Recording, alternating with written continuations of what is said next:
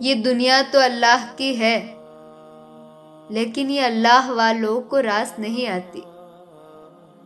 आप सल्लल्लाहु अलैहि वसल्लम ने फरमाया कि बंदे की आजमाइश उसके दीन के हिसाब से होती है।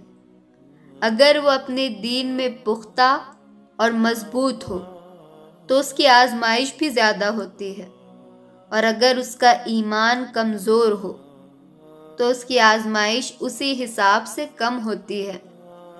बंदे पर मुसलसल आजमाइशें आती रहती है, हत्ता कि वो उसे ऐसा पाक कर देती है कि वो ज़मीन पर चल फिर रहा होता है और उसके ज़िम्मे कोई गुनाह नहीं होता।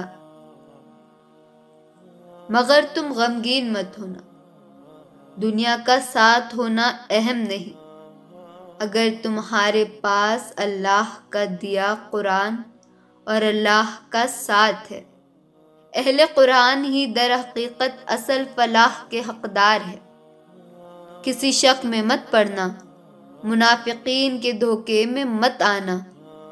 यही वाहिद कलामुल्लाह है कि जिसमें कोई शक नहीं। सब्र हमेशा बड़ी बड़ी आजमाइशों में ही नहीं, बल्कि जिंदगी की छोटी छोटी चीजों में भी करना होता है।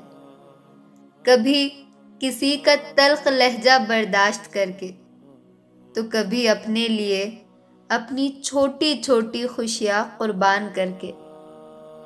इस तरह हमें सब्र के कड़वे घूंट हर मोड़ पर पीने पड़ते हैं।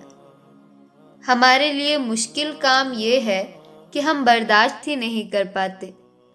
हमें इन छोटे छोटे सब्र के न्यामुल बदल कितना बड़ा अजर मिलना है वो हम सोच ही नहीं सकते।